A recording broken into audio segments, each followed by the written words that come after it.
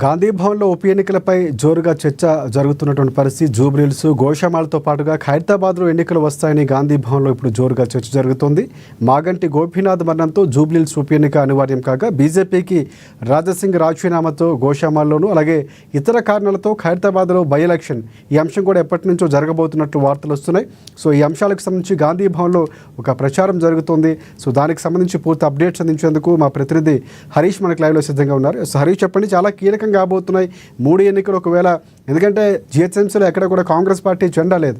So మొన్న జరిగినటువంటి ఎన్నికల్లో అక్కడ ఉన్నటువంటి పరిస్థితి కనిపిస్తుంది. ఉప ఎన్నికల్లో ఈ ఉప ఎన్నికలు చాలా కీలకంగా కాబోతున్నాయి. ఇన్ని రోజులు పరిపాలన కూడా ఒక రకంగా ఒక ఎగ్జామ్లో చెప్పుకోవచ్చు కాంగ్రెస్ పార్టీకి. సో పూర్తి అప్డేట్స్ ఏంటి? రైట్ రాజశేఖర్, తెలంగాణ రాజకీయ పరిణామాలు కూడా రోజు రోజుకు ఆసక్తికర పరిణామాలు చోటు చేసుకుంటా ఉన్నాయి. ఇక ప్రధానంగా ఉప ఎన్నికకు సంబంధించి కావచ్చు, వైపు మాగంటి గోపీనాథ్, జూబ్లీహిల్స్ ఎమ్మెల్యే మాగంటి గోపీనాథ్ తన మరణంతో ఇప్పుడు అక్కడ ఉప ఎన్నిక అనివార్యమైంది. మరోవైపు రాజాసింగ్ సంబంధించి కూడా గోషామహల్ ఎమ్మెల్యే రాజాసింగ్ తన పార్టీ పదవికి రాజీనామా చేశారు. మొన్న అధ్యక్ష పదవి ఎన్నికలకు సంబంధించి కూడా ఆయన నామినేషన్లు దాఖలు చేసేందుకు బీజేపీ కార్యాలయానికి వెళ్లారు. అక్కడ తన అనుచరుల పట్ల కూడా దురుసుగా ప్రవర్తించారు. నామినేషన్ వేయనీయకుండా కూడా అడ్డుకున్నారని కూడా ఆయన ఏదైతే ఆరోపిస్తూ తన పార్టీకి రాజీనామా చేయడం జరిగింది. ఆ లేఖకు సంబంధించి కూడా గత ఏదైతే కాంగ్రెస్ బీజేపీ ప్రెసిడెంట్ కిషన్ రెడ్డికి అందించడం జరిగింది. ఆయనకు సంబంధించి కూడా కేంద్రానికి రాజీనామా లేఖను పంపారు. ఇక కేంద్రం నుంచి కూడా ఏదైతే తన రాజీనామాను కూడా ఆమోదం జరిగింది. ఇప్పుడు సంబంధించి కూడా తన ఎమ్మెల్యే పదవికి రాజీనామా చేయబోతున్నట్టుగా కూడా ఒకవైపు చర్చ జరుగుతూ ఉన్నది. మరోవైపు ఇక హైదరాబాద్లోని ఖైరతాబాద్ నియోజకవర్గానికి సెగ్మెంట్కి సంబంధించి కూడా దానం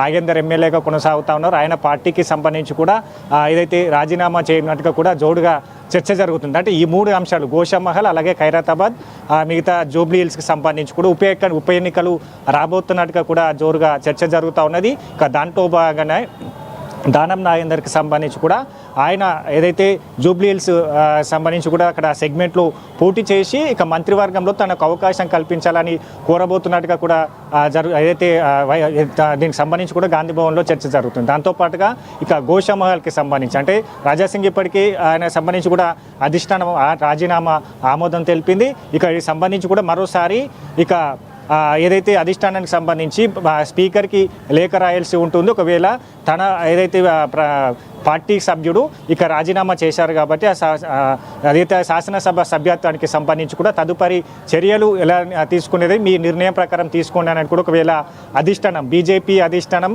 ఏదైతే అసెంబ్లీ స్పీకర్కు పంపిందంటే దాని తర్వాత కూడా పూర్తిగా అసెంబ్లీ స్పీకర్ సంబంధించి కూడా సభ్యత్వానికి రద్దు చేయడం జరుగుతున్న దానిపైన కూడా చర్చ జరుగుతూ ఉన్నది. కాబట్టి ఇప్పుడు ఆ గోషమ్మ అభ్యర్థులకు సంబంధించి ఏమైనా కసరత్తులు జరుగుతున్నాయి గాంధీ భవన్ వర్గాల్లో? ఎందుకంటే ప్రధానంగా జూబ్లీహిల్స్కి సంబంధించి నుమాల్ మహమ్మద్ పేరు వినిపిస్తుంది. కొంతమంది పేర్లు ఎందుకంటే ముస్లిం సామాజిక వర్గాల నుంచి అక్కడ ఎక్కువ ఓట్లు ఉన్నాయన్నటువంటి నేపథ్యం కనిపిస్తుంది. సో ఇక్కడ ఖైరతాబాద్కు సంబంధించి ఏమైనా మరొకసారి అవకాశాల్లో మార్పు రాబోతుందా? విజయారెడ్డి కానీ లేకపోతే రోహిన్ రావుకి ఏమైనా మార్చే అవకాశం ఉందా? సో గోషామాలకు సంబంధించి కూడా చాలా కీలక అభ్యర్థులకు సంబంధించి ఏమైనా డిస్కషన్ జరుగుతుందా?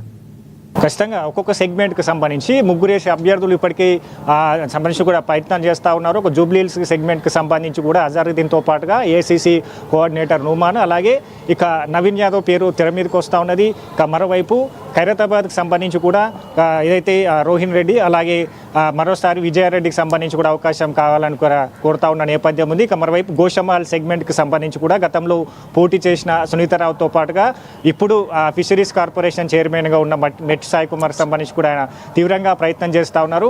ఇక ఈ 3 సెగ్మెంట్లలో ఎన్నిక అనివార్యమైతే కూడా ఖచ్చితంగా ఇలా గెలవాలనే పైన కూడా ఇప్పటికే కార్యాచరణ సిద్ధం చేసుకుంటున్నట్టుగా తెలుస్తుంది. అనుచరులంతా కూడా ఇప్పటికే ముందస్తుగా అలర్ట్ చేశారు. ఎవరైతే అక్కడ సెగ్మెంట్లో తమకు అవకాశం కల్పించాలని కోరుతున్న నేతలు, అలాగే ఖైరతాబాద్ సెగ్మెంట్కి సంబంధించి కూడా ప్రత్యేకంగా ఫోకస్ చేసిరని చెప్పి, ఎందుకంటే దానం నాగేందర్కి సంబంధించి కూడా ఆయన బీఆర్ఎస్కి సంబంధించి కూడా బీఫాన్ పైన కూడా ఎమ్మెల్యేగా కొనసాగుతూ కాంగ్రెస్ పార్టీ నుంచి కూడా ఎంపీగా పోటీ చేసి ఓడిపోవడం జరిగింది. కాబట్టి ఇప్పుడు సంబంధించి కూడా పార్టీ ఫిరాయింపుల చట్టం ఒకవేళ తీసుకొస్తే ఖచ్చితంగా మొదటిసారిగా అంటే తనపైనే ఫస్ట్ టైం తనకే ఇట్లాంటి పార్టీ ఫిరాయింపుల చట్టం ఎఫెక్ట్ తగులుతుంది. తనకు సభ్యత్వానికి సంబంధించి కూడా రద్దు కాబోతున్నట్టుగా కూడా ఆయన మరోసారి అంటే ఈ అంశాన్ని కూడా దృష్టిలో ఉంచుకున్నారు. మరోవైపు మంత్రివర్గం, హైదరాబాద్లో మంత్రివర్గంలో ప్రాధాన్యత లేదు కాబట్టి ఒకవేళ జూబ్లీహిల్స్ నుంచి పోటీ చేస్తే అక్కడ ఆ సెగ్మెంట్లో గెలవచ్చు, లేదా మరోసారి ఖైరతాబాద్ నుంచి పోటీ చేసిన రాజీనామా చేసి మరోసారి ఖైరతాబాద్ నుంచి పోటీ చేసినా కూడా